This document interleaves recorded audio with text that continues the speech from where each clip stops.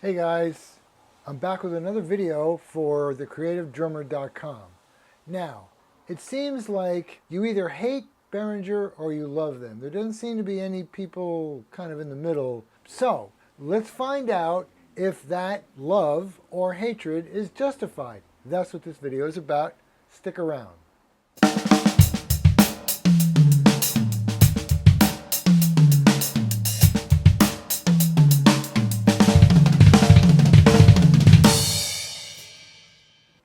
Okay, so the deal is, I've been using for about 15 years now the MOTU HD192 digital audio recording system. And it's got 12 inputs, 12 outputs, a really solid unit. I really love it.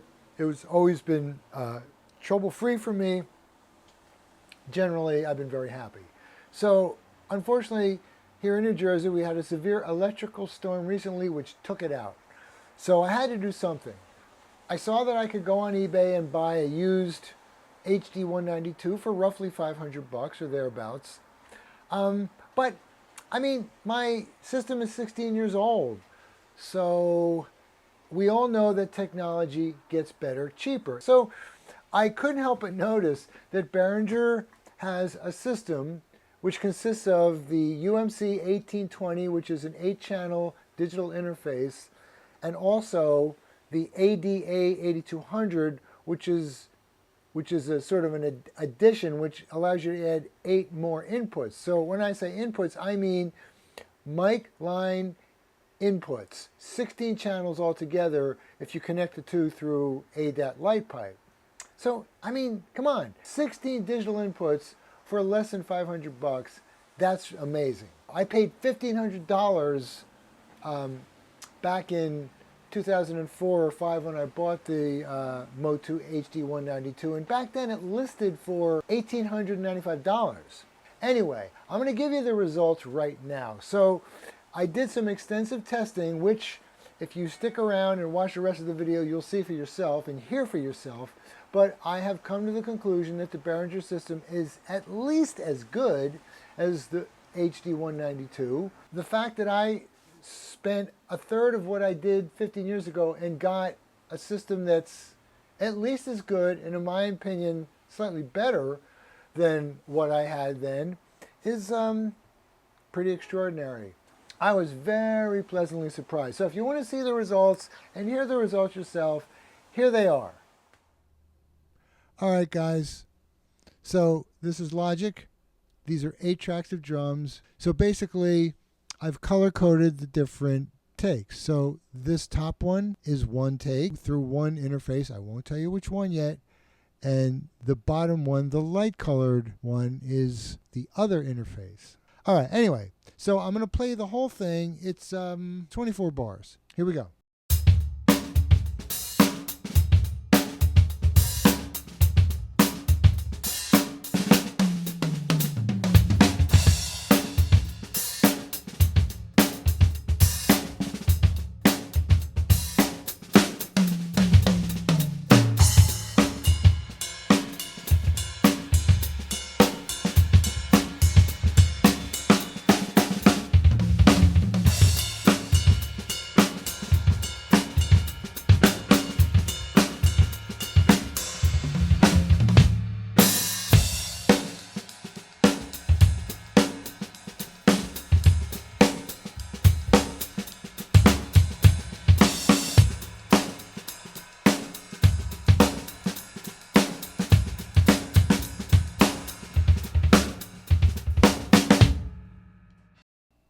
Okay, soloing the kick. Here we go.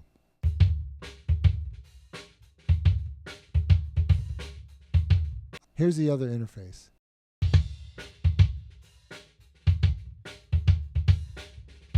All right, and I'm just going to bounce between the two.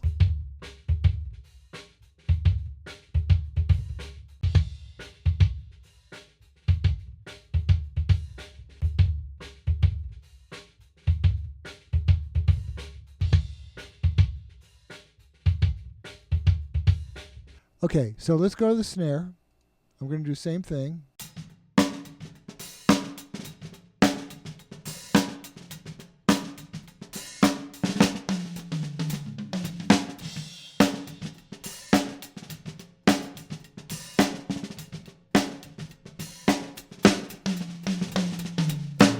Okay, first two bars of one interface. First two bars of the other interface. All right, I'm just going to jump between the two without stopping.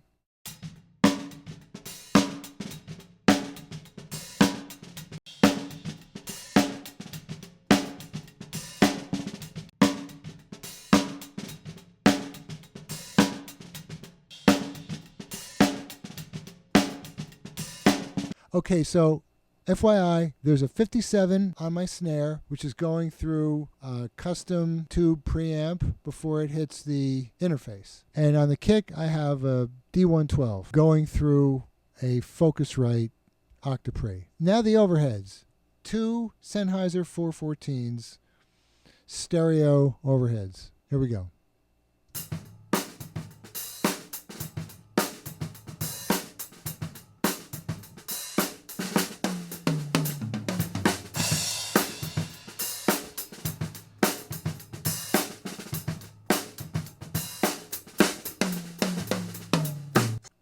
Okay, first two bars of one of the takes.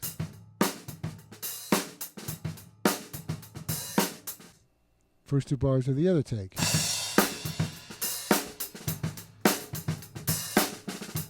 Now I'll just bounce between the two.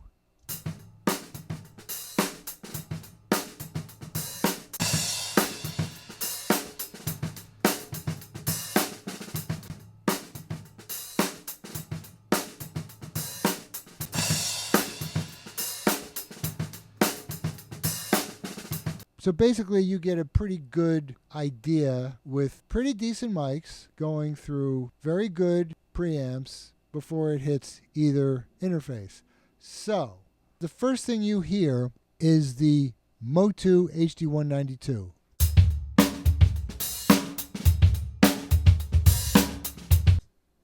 Now this is the Behringer 1820.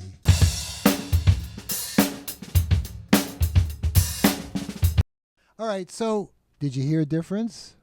So what I want to do right now, for those of you that are interested, is I'm going to show you my signal chain so you get a sense of the drums I'm using, the mics I'm using, what they're going through before they hit these interfaces. Okay, guys, so everything starts with the drum kit, obviously.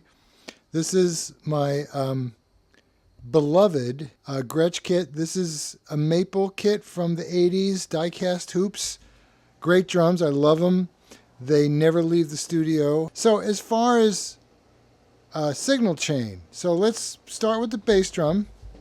I've got a D112 on the kick, and it's just outside of the sound hole. I get a good combination of attack and, resonance.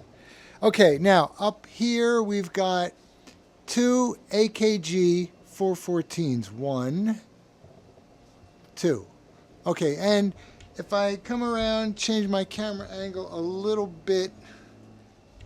So I'm using them more for cymbals, so they're kind of forward of the kit. All right, so now coming around back here, the hi-hat is an SM81 on the hi-hat, so that's also picking up this trash crash.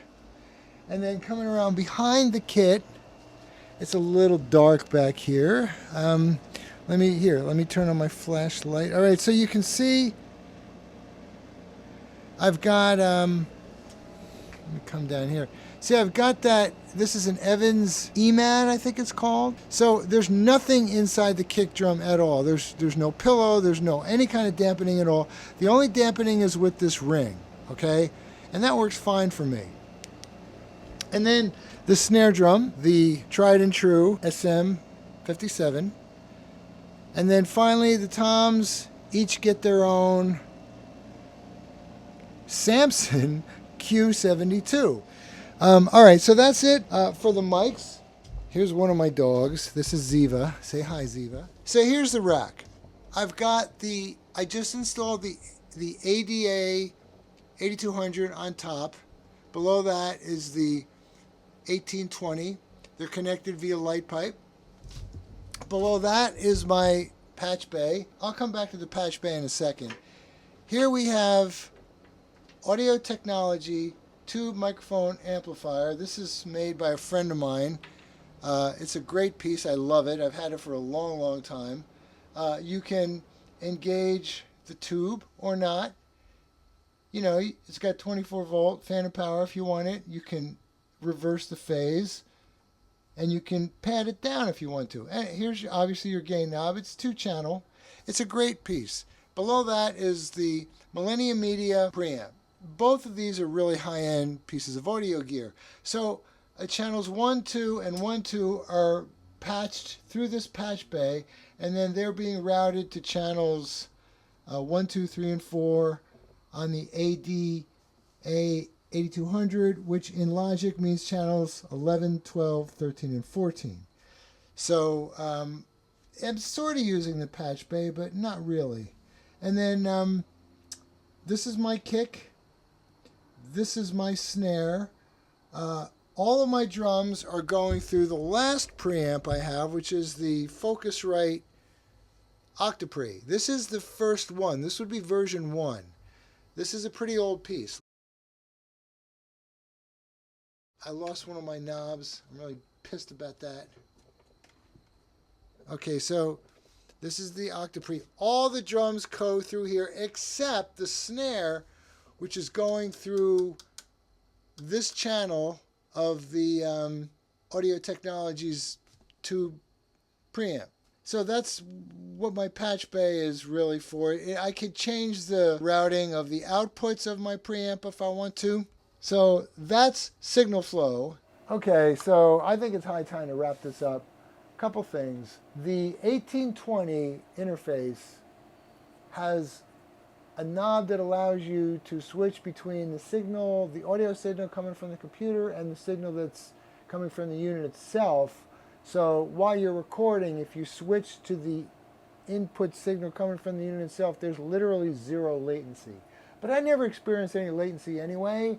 My understanding is latency is more of an issue of the processor in your computer as opposed to the interface itself. And then noise floor. So whenever you have any audio devices that are inserted into a signal chain, you're going to get some type of noise from each individual unit. So I wanted to see what type of noise floor was going to be introduced by the preamps in the Behringer stuff. I have to say, these preamps are really quiet. I cranked the volume all the way up and plugged the mic into the input on several preamps, and I'm not saying there's no noise floor, but there was no significant noise floor, really. So that was really impressive. And then I'm not foreign to what it takes to get a great drum sound.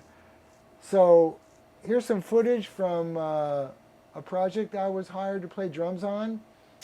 And it was recorded at Surefire Recording in Long Branch, and the engineer was Joe DeMeo. I really love working with Joe. He's a great guy. So as you can see, there's a ton of mics on this kit, high-end mics, and I didn't get a chance to also record some footage of his rack, or I should say racks. He has a ton of both vintage and modern, super high-end preamps and compressors and all that stuff. But I can tell you that it wouldn't be unrealistic to estimate that there was probably about $10,000 worth of stuff that went into recording these drums. And the bottom line is the drum sound was great. Now, unfortunately, I don't have access to those files, so I can't actually play you the drums, and I'm really sorry about that. I know it kind of like ruins my credibility somewhat, but I'm not allowed to access those files. So you're just going to have to take my word for it. All right, so very quickly, the features of this. First, the 1820, which is the digital audio interface. Each channel has its own input knob. Each channel has its own pad button. Each channel has its own line instrument buttons. You can switch between the two. And like I said, there's a mix knob, so you can change the monitor mix from the computer's main output or the units or any combination thereof. There are also two headphone outputs, each with their own separate volume knob, each with their own output select switch, meaning I can monitor main outputs 1 and 2 or auxiliary outputs 3 and 4. So I have a separate headphone mix coming out of Logic, which is going to channels 3 and 4. Also, because there are 10 individual outputs on the 1820, I could conceivably have more than one headphone output, which is separate from the monitor, from the main outputs. So it's very versatile in terms of outputs.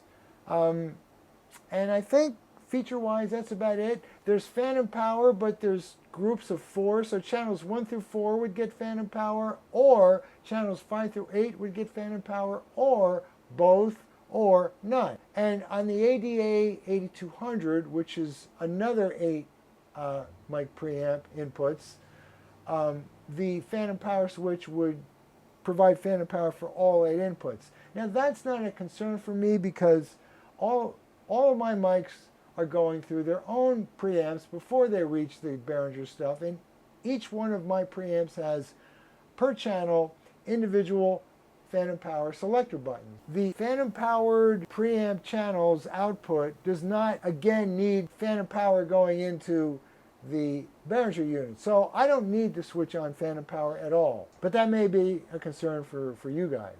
I get really annoyed with people that gush over anything, especially audio gear, so I'm not going to gush over this stuff. I'm not saying it's the greatest stuff in the world. I can't really compare it to the Focusrite Scarlett 18i20, which I was seriously considering as well because I didn't have that. But the fact of the matter is, for the price of that, I was able to get 16 inputs as opposed to the Scarlett 18i20's 8 inputs. So that really kind of tipped the scales for me. My budget was ultimately the determining factor here. I didn't have several $1,000s to go trying a bunch of different audio stuff and make a decision. I had $500. Bang for the buck wise, I think this is a really good deal. I think that if you want more than 8 inputs, you should definitely give this stuff a serious look. I hope this helped you guys make a more informed buying decision no matter what you ultimately end up with. And I'll see you in the next one, guys. Bye.